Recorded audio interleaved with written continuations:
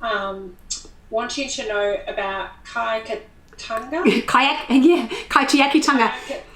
Kaitiakitanga, and about what does it mean in the context of the bicultural model that Lewis is talking about. Yeah, that's a really good question. To it as being transcended by Tikanga Maori. Yeah, I mean, it's a really good question because kaitiakitanga is a word that can mean a lot of things, and it's very commonly used actually in terms of environmental management and environmental science. So if you're the kaitiaki, you're the guardian of something. Basically is what it means. And tanga means our way of doing something, our way of practicing. So it's practicing being a guardian.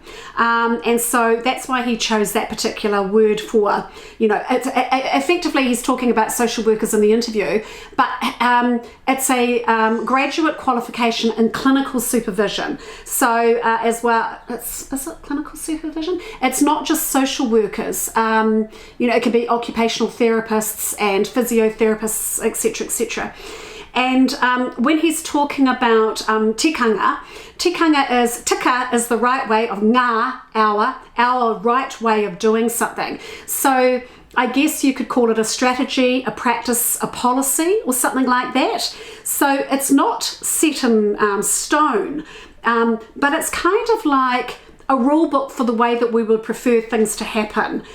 So for instance, all of the meeting houses of the different tribes. So, and my tribe has 34 meeting houses called marae. And when someone dies, you take them back to the meeting house. Now the tikanga, even though we're the same tribe, which means we're the same family, the tikanga on those 34 marae is different in each marae about how they choose to deal with the family and the body and all of the rest of it.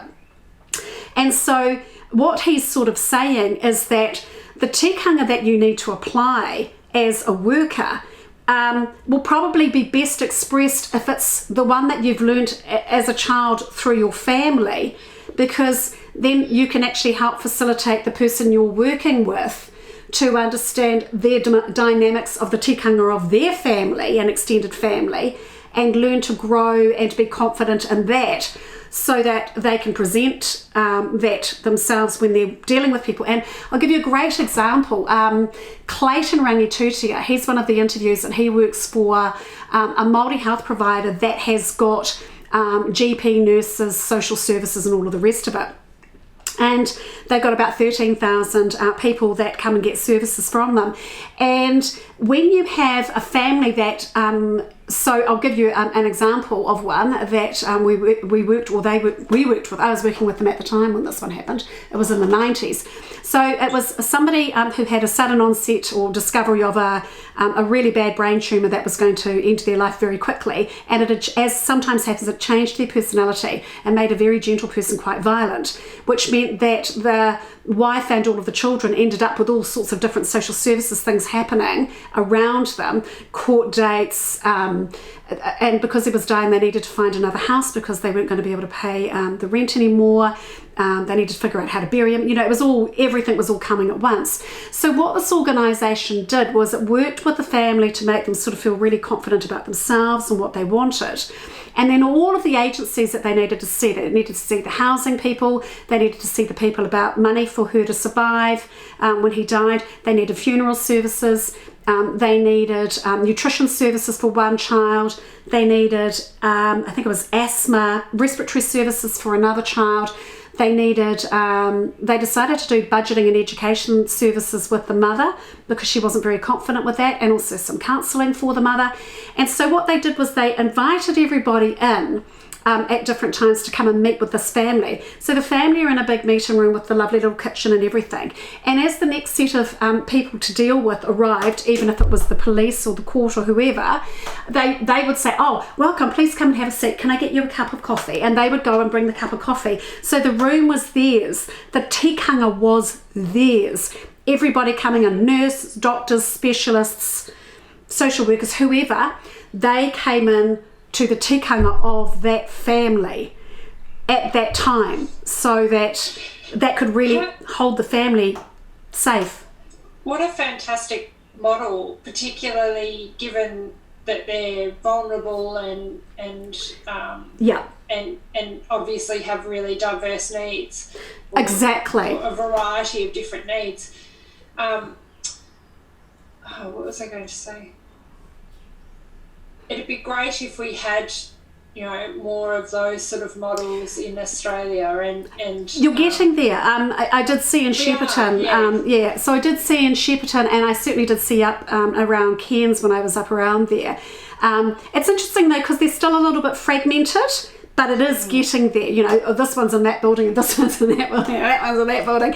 So they end up getting it all, but it's perhaps not quite as joined up. And I think that has a lot to do with the government's way of, in Australia, and New Zealand government does the same. The Australian government's probably copying New Zealand. And they give you a little bit of funding for this, for that organisation, a bit of funding for that organisation with this. And so the person ends up having to run to these different organisations where the funding's sitting, instead of actually properly wrapping the funding around the person so that they can go to one place.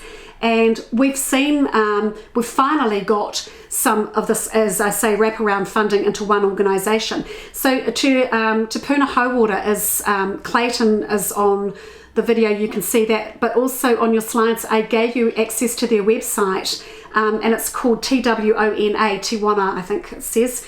And if you scroll down that page, they've actually got videos of them working with these families, having meetings with these families like what I'm talking about.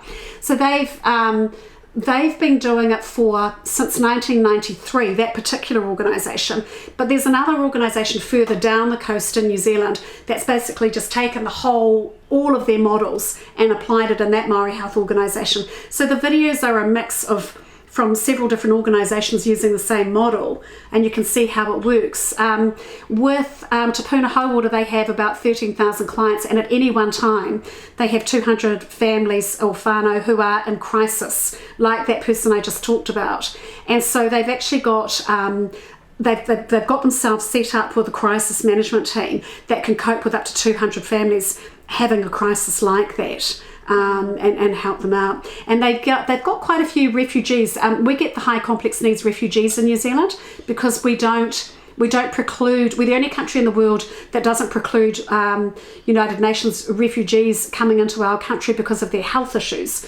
So we get, our refugees tend to be the really high complex needs health issues. And the top of those, the ones that are really, really seriously bad, come to Te Puna Hauora, and they've been coming there since the early 90s. So we get quite a lot of the really interesting health issues. One family I worked with had, the children had all been born in prison. I think they were in prison in a Middle Eastern country, but the family were actually African. So it's you can see stuff on that Tiwana site anyway. They've made their own videos.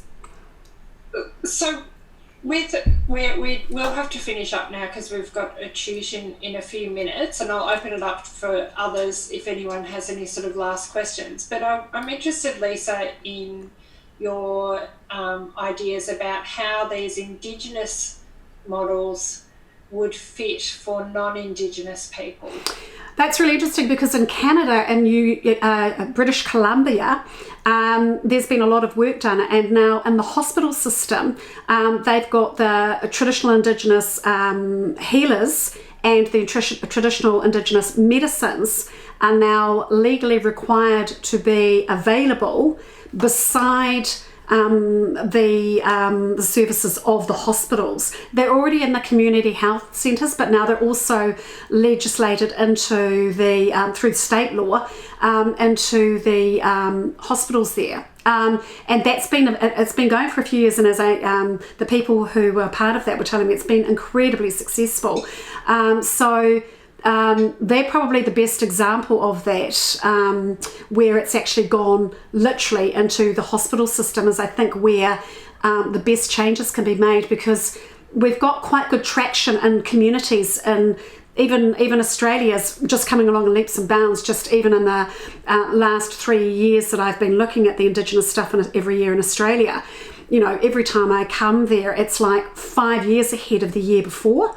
It's so fast. And that's because a lot of the Aboriginal people from Australia are into relating and visiting with the Canadian and Māori practitioners and getting lots of ideas and shortcuts.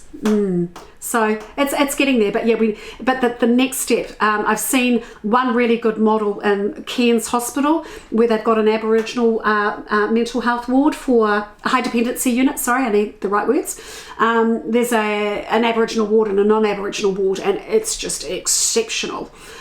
Just really, really clever. So, there's some good ideas happening in all of our countries, and the more we keep sharing, the more hopefully they'll roll out and become the norm rather than the exception. Let's hope so. I think there's a lot to learn there, or the Western biomedical model has a lot to learn from Indigenous models of health. Yeah. I mean, there's all sorts of different models of health. I mean, this is the whole thing, isn't it? We need to share more rather than become rigid in our practice.